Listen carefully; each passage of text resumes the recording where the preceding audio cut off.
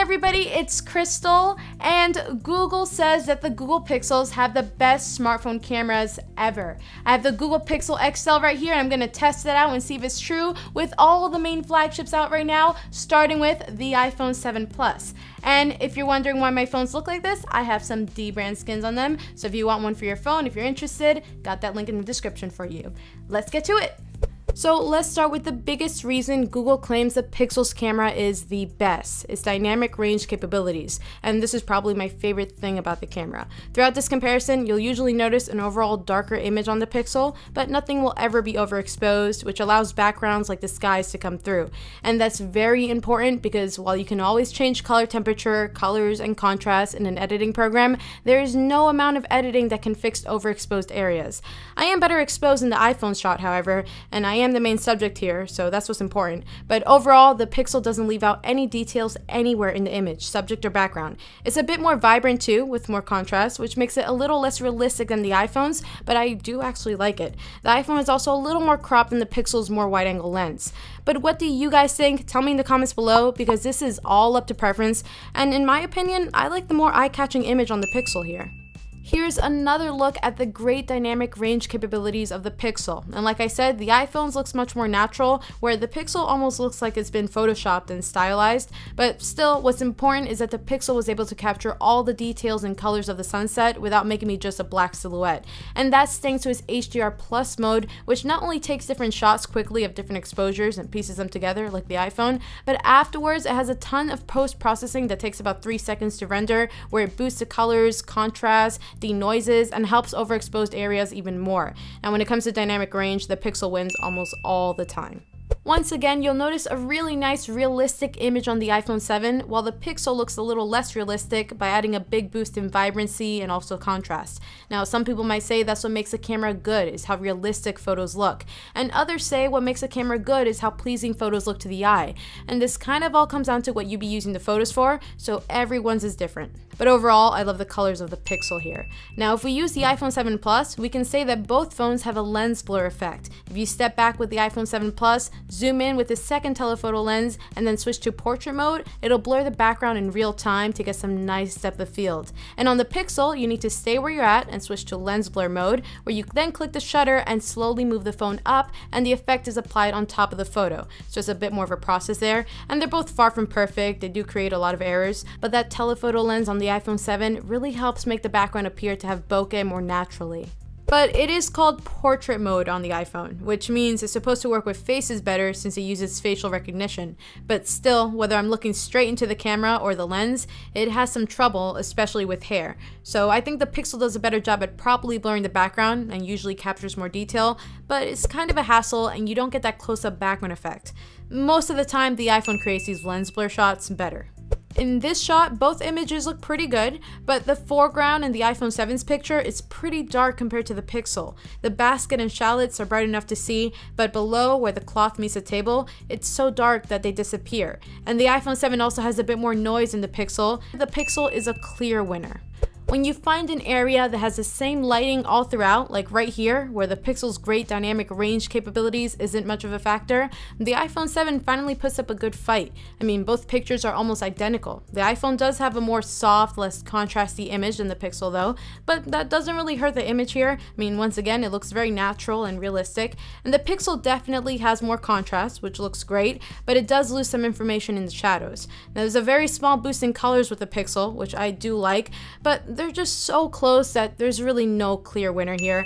They're both great. The Pixel's HDR Plus mode really is fantastic, but sometimes you never know what it's going to do. Sometimes it's just too much. Like here, the blue of the sky comes through much more on the Pixel, but this was taken around sunset, and this harsh, cool color temperature, in my opinion, looks too unnatural. It's also a little too dark. Now, the iPhone may not capture as much information in the bright areas, but its warmer color temperature creates a more natural photo, which in this situation, I think looks a little better than the Pixel.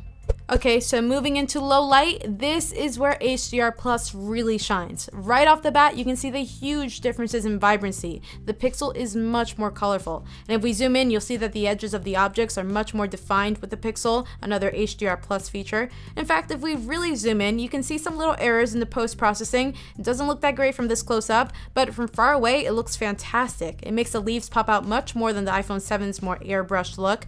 So here, the pixel is a clear winner. In this shot, it's hard to say which is better because, well, Dios mío, when you look at the brightness and those colors on the pixel, it looks incredible for a low light picture, but at the same time, very unrealistic, almost like a crazy filter was slapped on top. But still, it handles bright areas better. You can read the store signs better, and there's a ton of post-processing sharpening going on, which looks very strange up close, but from far away, it looks nice with the tree leaves and the windows being very defined. Now, this photo is going to split a ton of users, but I do like the pixel's image a bit more, I think. Although I can definitely see how people would think it looks horrible and the iPhone 7 is better. Okay, so this is our last low light image, and this time in a dark room of my house, but the same things can be said. The colors are just crazy vibrant with the pixel, with the iPhone 7s being so dull in comparison. And there's also much more noise as well, so when it comes to low light, the pixel usually does better than the iPhone. For selfies, the main difference all comes down to the angle of the lens. And I don't know why Apple hasn't ever changed the angle of their selfie lenses. I mean, with the Pixels photo, you can see more than just my face, and you have more context as to where I am. Quality-wise, both do a great job. The Pixel carries over the traits from the rear camera, being a little bit darker, but exposing the brighter areas better, lots of contrast, maybe a bit too much here, and very vibrant colors. Just by quality alone, I do prefer the iPhones a little bit more, but if I could only pick one though, both phones do a decent enough job that I would probably pick the Pixel thanks to it getting more in the shot. If we take our selfies to low light, of course we still have a wider lens with the Pixel, but this time the Pixel also takes the crown when it comes to quality. It's much more colorful, less grainy, and you don't even have to zoom in to notice the details in my sweater and hair. And the iPhone is also very soft here, making the Pixel the winner. Now, video is very interesting because this is a battle between the natural optically stabilized image with the iPhone 7 and the electronically stabilized image with the Pixel. But the Pixel actually does a great job at keeping up with the iPhone. I mean, the Pixel actually appears to be smoother than the iPhones, but since it's hunting for something to lock on, when panning around, you do get some really janky and stuttery movements that can be very distracting. And quality-wise, I'm shooting this in 4K on both, and I'm really surprised at how good the Pixel looks. The colors are beautiful, much more vibrant than the iPhones. It's a little better with dynamic range too. So when it comes to video quality, I really do like the Pixel's beautiful colors here and great dynamic range. And as for stabilization, the Pixel is the smoothest on a smartphone as long as you're walking straight. I mean, it does look a little unnatural though, and when panning around, it can be very annoying with this stuttering. So for a longer video, I think I would much prefer the iPhone's video without those annoying distractions.